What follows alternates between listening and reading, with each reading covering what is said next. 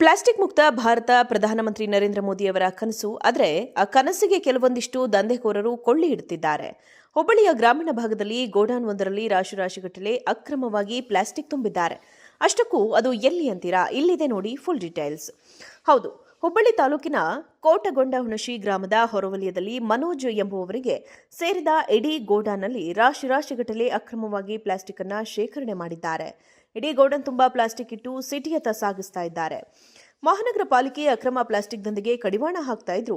ಇದುವರೆಗೂ ಈ ಅಕ್ರಮ ಪ್ಲಾಸ್ಟಿಕ್ ಮಾರಾಟ ಕಡಿಮೆ ಆಗ್ತಿಲ್ಲ. ಈಗ ಸಿಟಿ ಬಿಟ್ಟು ದಂಧೆಕೋರರು ಹುಬ್ಬಳ್ಳಿ ಗ್ರಾಮೀಣ ಭಾಗದಲ್ಲಿ ಅಕ್ರಮವಾಗಿ ಪ್ಲಾಸ್ಟಿಕ್ ದಂಧೆ ಮಾಡ್ತಾ ಇದ್ದಾರೆ.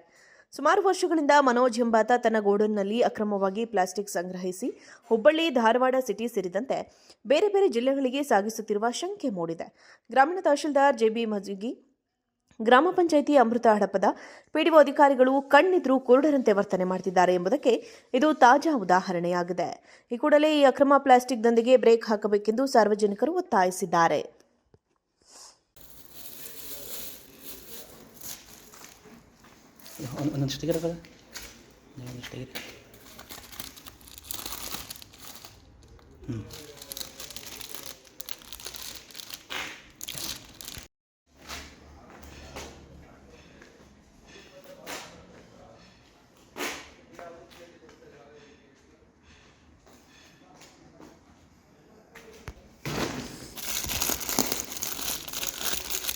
ಸರ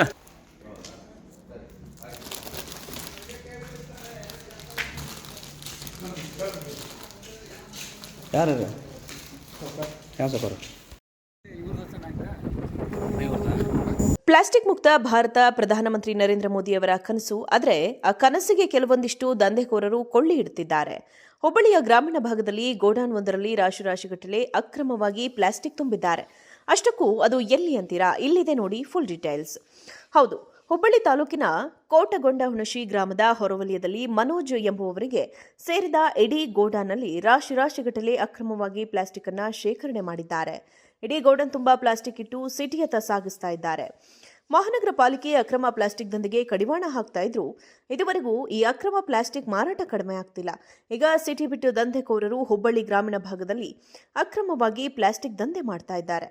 ಸುಮಾರು ವರ್ಷಗಳಿಂದ ಮನೋಜ್ ಎಂಬಾತ ತನ್ನ ಗೋಡನ್ನಲ್ಲಿ ಅಕ್ರಮವಾಗಿ ಪ್ಲಾಸ್ಟಿಕ್ ಸಂಗ್ರಹಿಸಿ ಹುಬ್ಬಳ್ಳಿ, ಧಾರವಾಡ ಸಿಟಿ ಸೇರಿದಂತೆ ಬೇರೆ ಬೇರೆ ಜಿಲ್ಲೆಗಳಿಗೆ ಸಾಗಿಸುತ್ತಿರುವ ಶಂಕೆ ಮೂಡಿದೆ. ಗ್ರಾಮೀಣ ತಹಶೀಲ್ದಾರ್ ಜೆಬಿ ಮಜುಗಿ, ಗ್ರಾಮ ಪಂಚಾಯಿತಿ ಅಮೃತ ಹಡಪದ, ಪಿಡಿಒ ಅಧಿಕಾರಿಗಳು ಕಣ್ಣಿದ್ರೂ ಕುರುಡರಂತೆ ವರ್ತನೆ ಮಾಡುತ್ತಿದ್ದಾರೆ ಎಂಬುದಕ್ಕೆ ಇದು ತಾಜಾ ಉದಾಹರಣೆಯಾಗಿದೆ.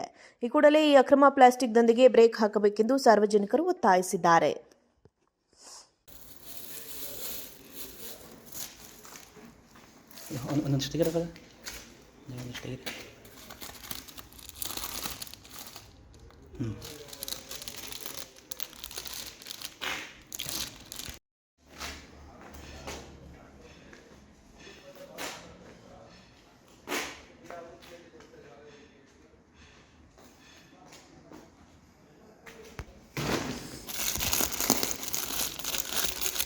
ಸರ